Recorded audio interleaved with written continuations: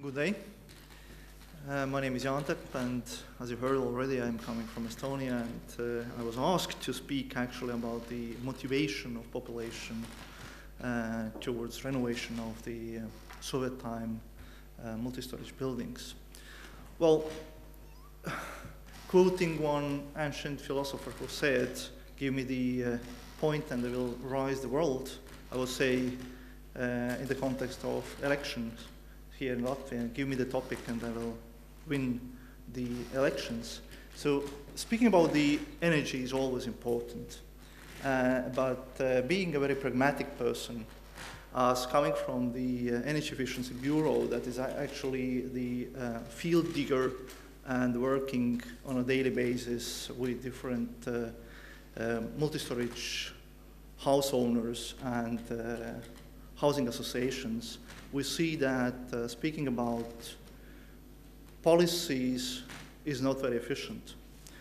Well, still, if we don't speak as a policymakers about energy efficiency and we are not going to show the money, then nothing will happen. In that case, my presentation is actually targeted towards the housing association, saying how to motivate the housing association to receive the money. There is not only question of having the money, but it's always a discussion about trust. It's a question about how to persuade people to receive grant, to start renovating the multi-storage housing stock. And of course, if there is already good examples on the market, then we can start speaking about replication of good examples. Well, happily we have created in Estonia a special fund called KredEx Fund that is financing quite a lot of renovation of multi-storage buildings. Certainly it's always a discussion who is entitled to receive the state budget, whether it's coming through the European structural funds or whether it's coming directly from state budgets, doesn't matter, but it's always a question of trust. Trust who will be entitled to disperse the structural funds resources to renovation of the question, European money. Well, happily the KredEx Foundation was organized and it gives out different types of financial instruments, the business loans, mezzanine financing, long-term funding for commercial bank, different warranties, and certainly the housing financing and loan warranties. The KredEx Fund, the main player on the Estonian market for trying to renovate the housing sector, was already founded in 2001. And he is under the jurisdiction of Economic Affairs and Communication. And the state guaranteed limit is given to SMEs, roughly 100 million, export guarantees, 64 million, housing loan guarantees, close to 100 million. And also fully accredited, because again, it's a question of trust. Who will use the structural funds resources, and it's fully accredited. And currently is already working well, and the staff is also quite big. Well, speaking about the housing stock, I guess the similar slide can be showed regarding Riga or other Baltic countries. We all, 3 Baltic countries, are having quite a lot of Soviet-type multi-apartment buildings that are in ugly state and needs to be renovated. And quoting before the politicians saying that, well, give me the topic, then certainly that's the one main topic it is to address the people who are living in those Soviet-type building block buildings. And certainly the discussion or the topic was very well addressed towards the people who are living in those buildings. As I'm on the last slides, I'm going to show what kind of advertisement campaign has been constantly up and running to advertise the resources available. Well, the Credix Fund has a different, as I mentioned, different financial measures as grants, low interest rates, and the beneficiary as the housing association can actually to combine the grants, the low interest rate loan, and also to use their own, so to say, renovation fund resources, what has been collected over the years. What is interesting about the low interest rate loan is that it is having some sort of interest rate rebate given to the banks who are serving the housing associations. Here is one slide showing the previous grant scheme. First of all, it's the 50% support for energy audits, for technical expertise. There is quite a lot of buildings were supported.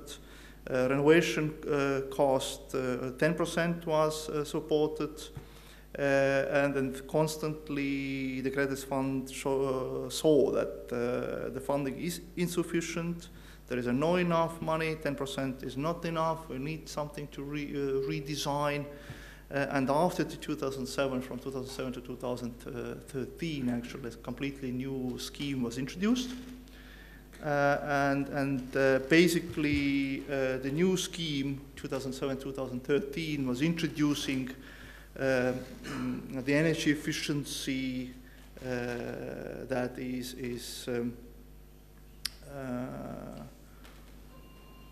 is divided to different proportions energy savings reached. But basically, the main purpose is to save at least 20% of energy in the buildings up to 2,000 square meters, and to save at least 30% of energy in buildings that are bigger than 2,000 square meters. There was some part of self-financing, of course, 15%. Now it is can be also combined with a grant. If housing association can get the grant, then certainly self-financing is not needed. The energy auditing is absolutely obligatory because that is actually the first communication channel between the energy expert and the housing association owners. Where actually the first time the energy expert can explain to the tenants how their building is actually using the energy. And then certainly the renovation should follow the energy audit.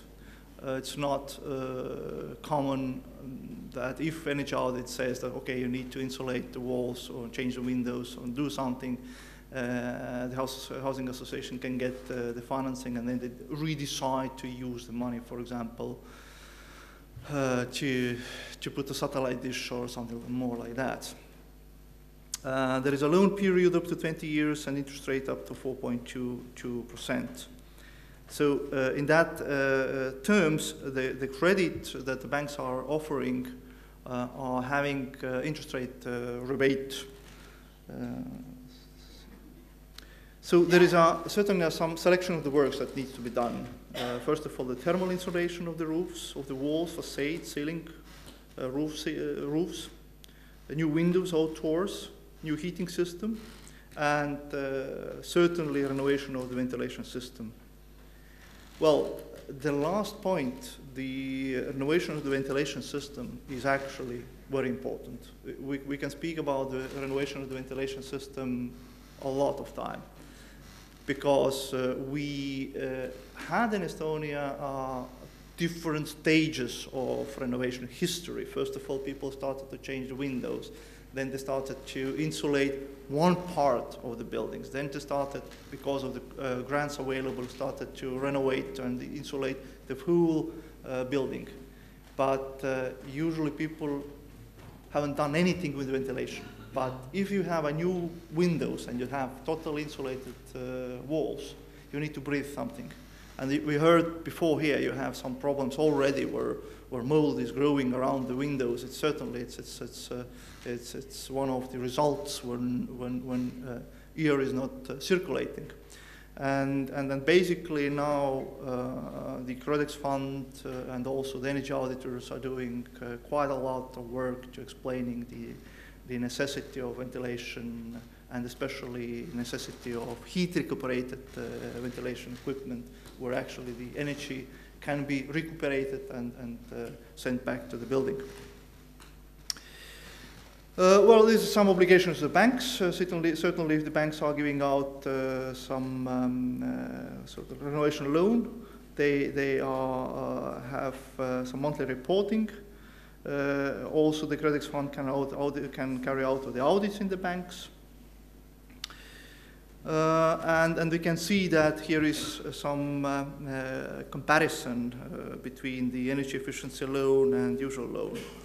Here is energy efficiency loan is fixed for 10 years. Interest rate is between 4 to 3 till 4 to 8.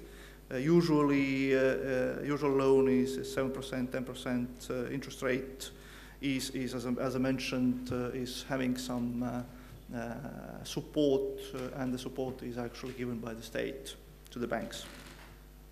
And maturity, as you see, energy efficiency loan is up to 20 years. Usual loan maturity is only some 11 years.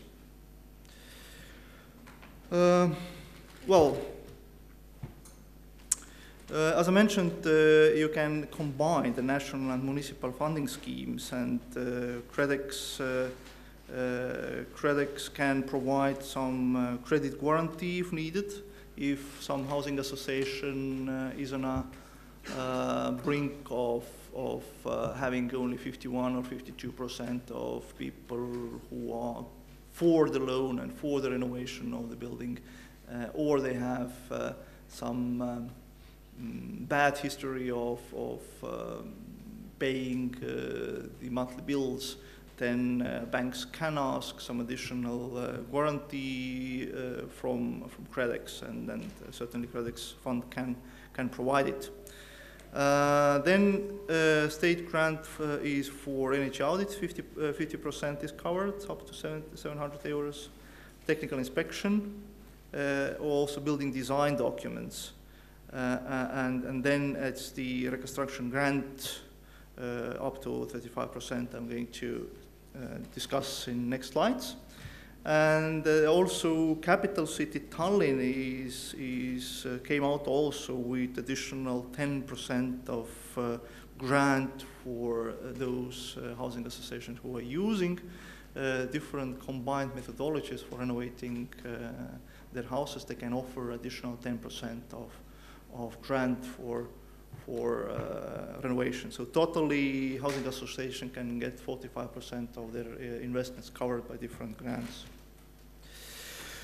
Well, how to motivate people to use more money? It's always a question, not availability of the money, but how to motivate people to use more money. Because even if you are taking limited amount of money as a loan or as a grant, you need to take a loan as well, and people don't like loans. So basically, the grant is divided to 3 different packages. We call it do more, get more.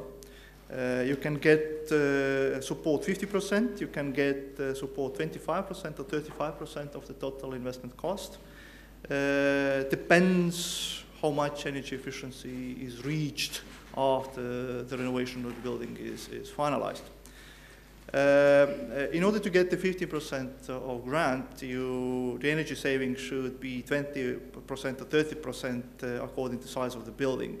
20% if the building is up to 2,000 square meters, and 30% energy efficiency should be reached if the building is more than 2,000 square meters. 25% of grant can be given to the housing association if the energy saving is at least 40%, and 35% grant is given if the energy saving is at least 50%. And certainly in all the cases, the criteria for indoor climate is important.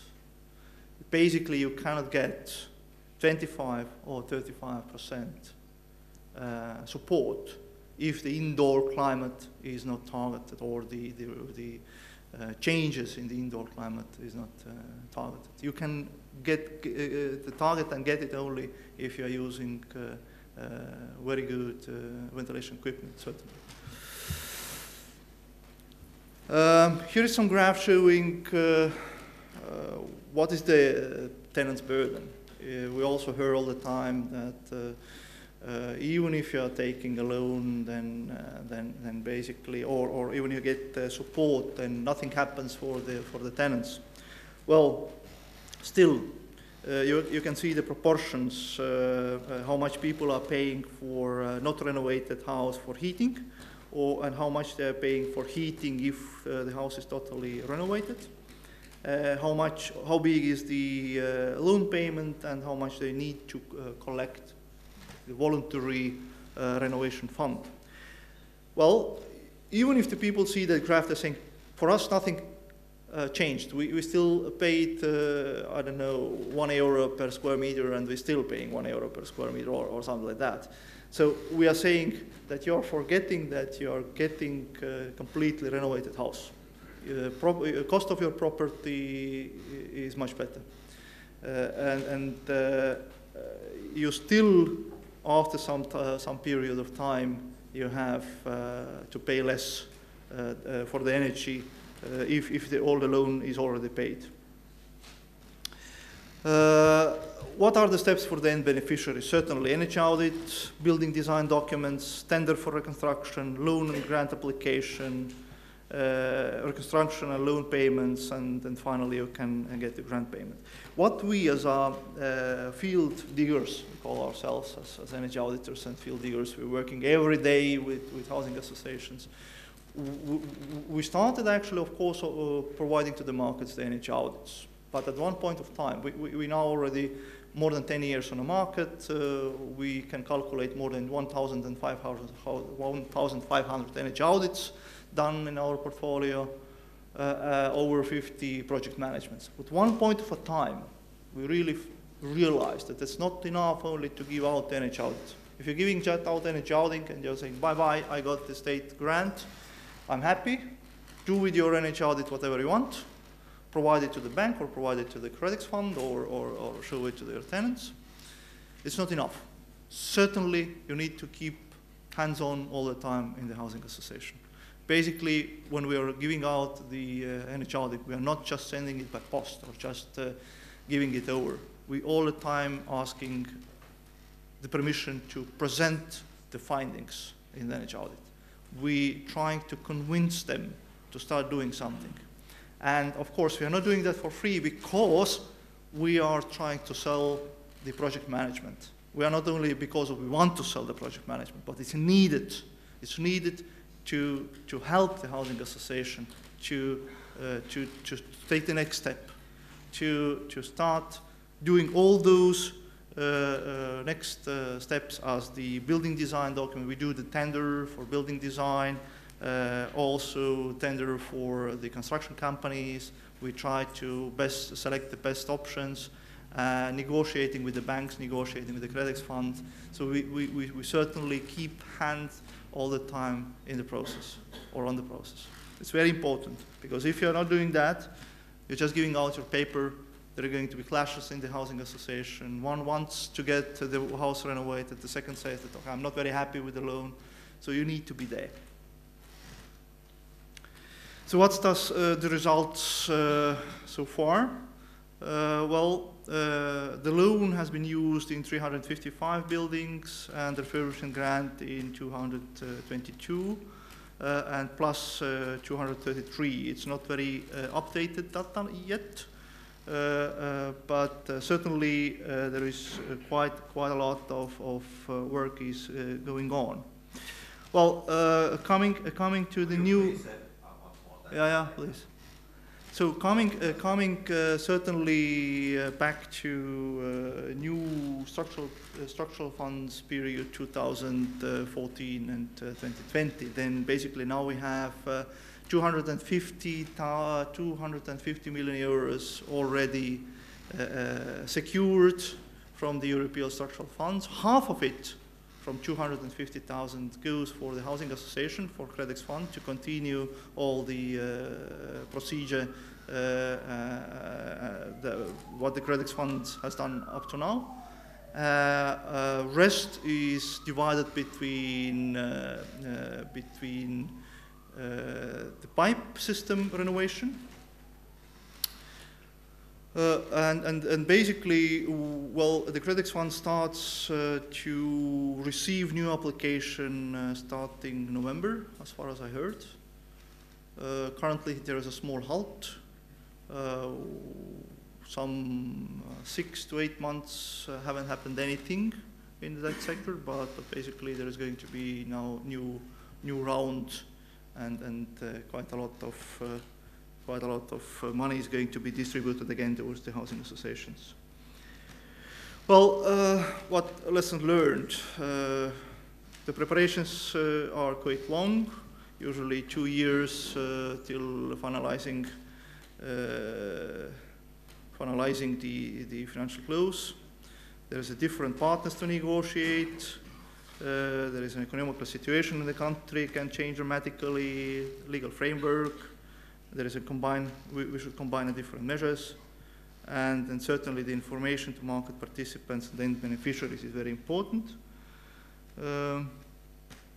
What are the problems during implementation? There is end beneficiaries are still careful with taking the loan. It's probably the same here. And there is no actual opportunity to persuade end beneficiaries on the raise awareness and motivate them. There is so many documents to be prepared before a loan application can be finalized. And the loan conditions are rather difficult, and reporting is a bit burdensome. Well, what Credix Fund has done to inform the people, then it's one of the most important thing at starting the campaign as such, or to really to see that buildings are renovated. There is a constant press conferences in public media. There is all the time info days, seminars, workshops. Also with energy auditors, project designers, local municipalities, advertisements in the newspapers and magazines, internet, direct mails, leaflets, booklets, cooperation with different banks. Here is some pictures of the campaigns on the posters that were seen in the city scenery. For example, here is a picture how you can save from energy cost. You can save up to 45%. Learn how to do that. And the similar campaigns were carried out not once, but I would say in each 4 to 5 months over 2 to 3 years periods, all the time, constantly people. Because if you are going to Estonia and asking people, do you know who is Credix, or do you know what's the renovation grant or renovation fund, everyone basically knows it. There is no way that people don't know what it is. Both languages, of course, Estonian, Russian, a lot of different kinds of publicity has been done.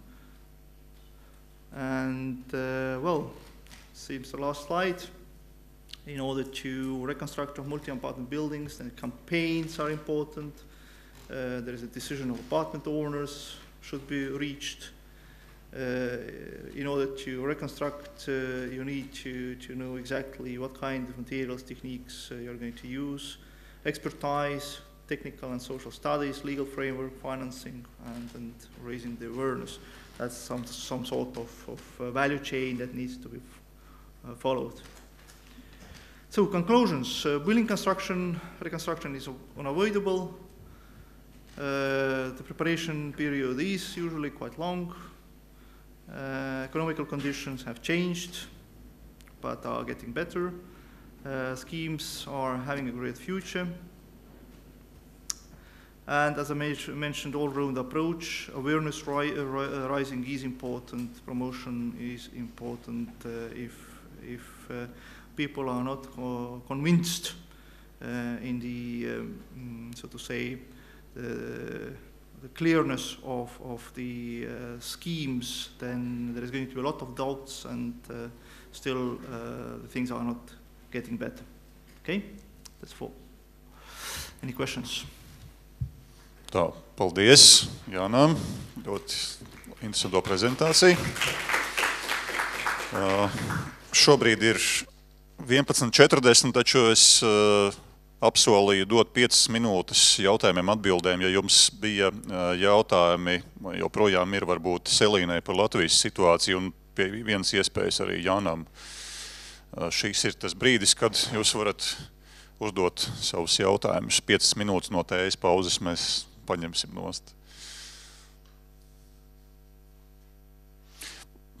Lūdzu, stādīties priekšā un tad koncentrēt jautājumu. Mani sauc Gatis Ābel, paldies. Jautājums ir, mēs gandrīz visās prezentācijās redzējām šīs būvju klases, un es atceros, man arī bija iespēja būt to starpā, kas strādāja arī pie Latvijas šīm klasēm.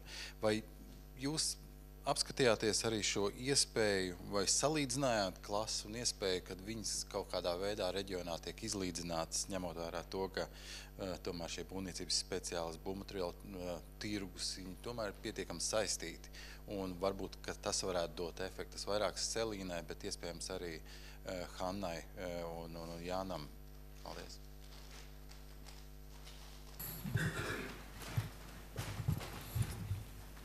You go first. Okay. If you want. All right. Well, my answer would be that certainly the balance should be found between two counterparts. First of all,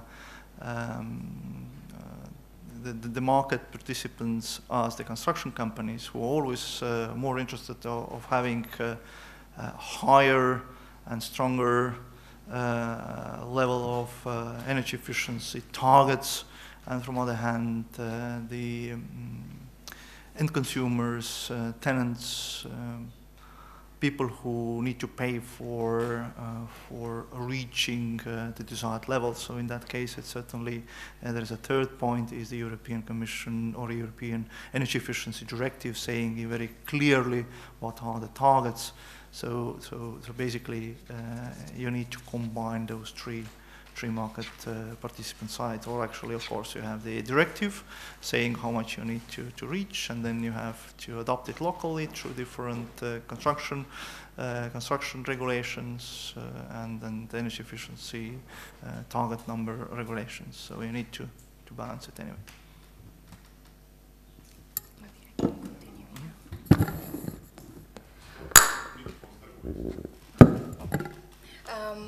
Paldies par jautājumu. Es domāju, ka galvenais īstenībā šobrīd ir sakārtot to, lai šīs klases stātos spēkā, lai varētu viņas ieviest pilnībā, jo, cik es saprotu, lielākā daļa ēku, par kurām tiešām būtu jāuztraucās par energoefektivitāti, viņām šīs klases nevarēs piemērot, ja nevarēs arī veikt konkrētus mērījumus, cik tad tā ēka patērē, jo viņām nav šīs ierīces, kas pēc kā to var noteikt. Otrs variants, ka noteikti pašvaldību loma būtu jāstiprina tajā, lai šīs klases tiktu ieviestas, lai arī katrs ēkas īpašnieks apzinātos, pie kuras klases viņš pieder. Un vēl ir arī jāņem vērā to, ka arī esošie normatīvie akti nosaka to, ka ēkas pārvaldniekam ir jārūpējas par ēkas energoefektivitāti, un varbūt jāveicina to, lai ēkas pārvaldnieks tad arī mēģina iesaistīt gan profesionāļus jomas, aicina uz tikšanām. Es zinu, ka ļoti labs piemērs ir Zemgales reģionā bijis, ko es arī noteikti ieteiktu visiem atkārtot, ja Zemgales enerģētikas aģentūra aicina gan šos dzīvokļu īpašniekus, kooperatīvus uz pārunām, konkrētiem faktiem pamatojot, rāda rezultātus, ieguvumus. Taču, protams, jādomā, ka patērētājiem, jeb ēkas iedzīvotājiem interesē arī noteikti tas, cik daudz tās izmaksas uz viņu kāds būs sloks ikdienā, jo nav noslēpums, kad Latvijas iedzīvotāji tomēr vairāk rūpējas par to, kas būs, teiksim, ikdienas izdevumiem, un ja tās izmaksas, kā arī minēja kolēģis, nav jūtama tā atšķirība pēc renovācijas, vai tu maksāji joprojām tādu pašu summu, pēc tam tikai 15 gadus to pašu summu maksā, tad tas īsti arī nemotivē, varbūt vairāk tos motivējošos faktorus apvienojot un sadarbojoties, un arī pašvaldības lomu kaut kādā veidā stiprinot, tas varētu arī izdoties.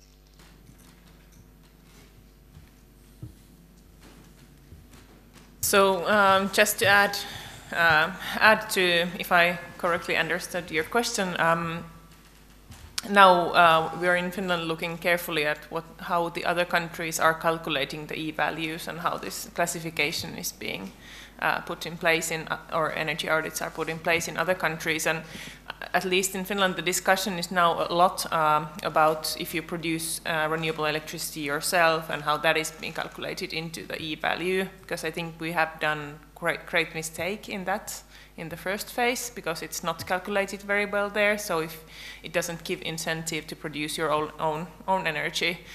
So this is, I think, under close inspections now in Finland, and it will be changed according to be more related to other countries.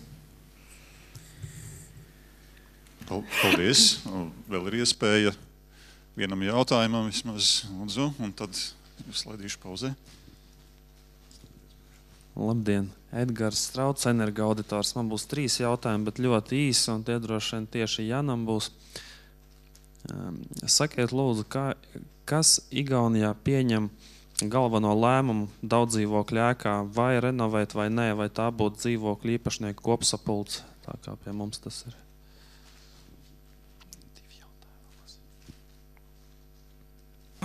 Well, certainly the renovation decision should be done by General Assembly, but the board of the Housing Association can present all the findings and all the audit report results to the general building.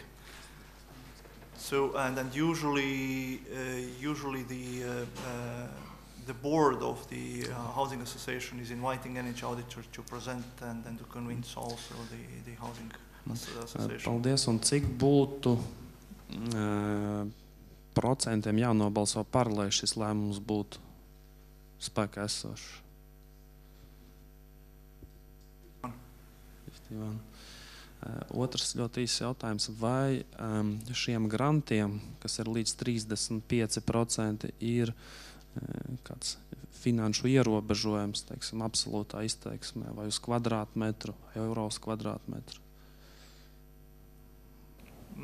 No. You can basically use the grant for different kinds of works, what is proposed in energy audit. So there's no any restrictions. Un pēdējais jautājums, last question. Vai ir jāveic būvniecības iepirkums, lai renovētu ēku? Paldies. Yes. Paldies par jautājumiem, paldies par atbildēm.